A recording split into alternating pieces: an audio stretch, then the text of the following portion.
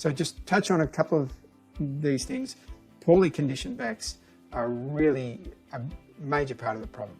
Horses don't get enough exercise, and I'm not the only one to say that. We need to keep up their exercise, and if we can't ride enough, then for most horses, lunging over poles on a big circle really helps a horse maintain its core strength. It's got to be done with their back comfortable, and there's lots of other issues. If a horse is spelled, it actually comes weaker and weaker. And so if you've got a kissing spine horse and it's in pain and you just put it out for a spell, the pain will dissipate, sure, but their posture will be bad, and festering away while they're out spelling is this kissing spine problem that's actually going to be getting worse rather than getting better. So make sure you use adequate protein when you're changing the diet, and you consult an equine nutritionist to help get things right. Unresolved spinal dysfunction resulting from birth trauma, though, is a major thing that is in the background quite often with horses that upsets the posture. So birth trauma is common to all horses. There's none that escape it unless they have a cesarean, which is probably 1 in a million horses. It's pretty rare. It's not like humans.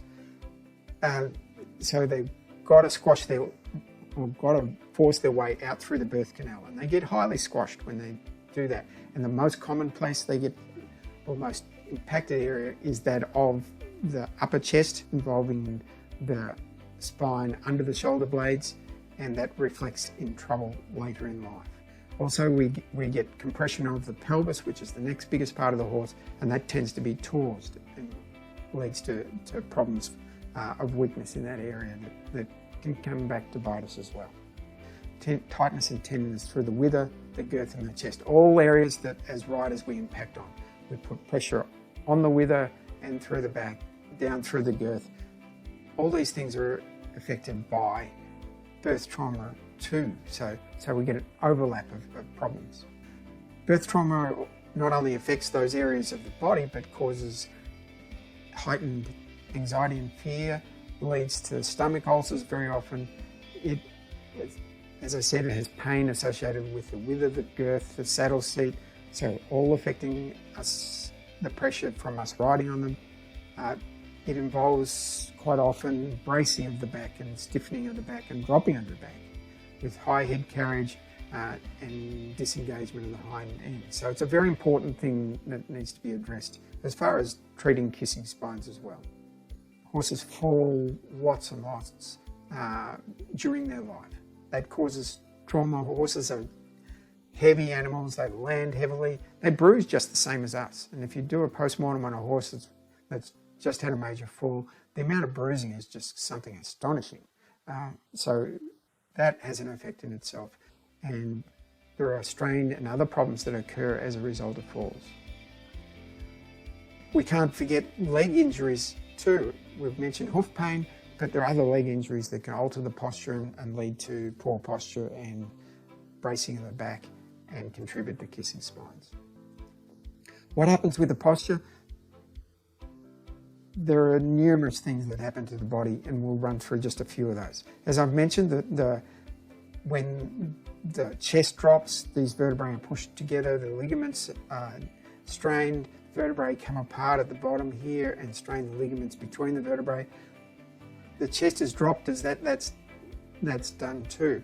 The muscles on the neck pull up the neck and make the neck tighter here and contribute to arthritis of the lower neck and instability of the lower neck, which is all the worse if you've got a problem with congenital changes here. The manubrium or the front of the chest may move forward, and this can lock the sternum and the chest and compromise respiration. So horses can end up with asthma sort of problems. That would be much less of an issue if we improve the function of their chest. In the lumbar area, because things go down here, something's got to go up to balance the spine. So the lumbar vertebrae go up, and that's what you see with that raised loin, and the raised loin in so many horses. It's getting a bit roachy here. People say some think they're getting stronger through the loin. and that's why they're building up muscles. This is an abnormal change. It should be, muscles should be even right through the back and not just built up in this region. That going up there has to be a compensation so the pelvis doesn't have to alter so much to the chest dropping. But even still, it doesn't quite catch up. And what tends to happen is the legs land behind the vertical, and that creates abnormal strain on the legs, which can include the hock being destabilized and becoming arthritic, puts more stress on the suspensory ligament of the hind legs. So we get a whole lot of problems that occur from poor posture.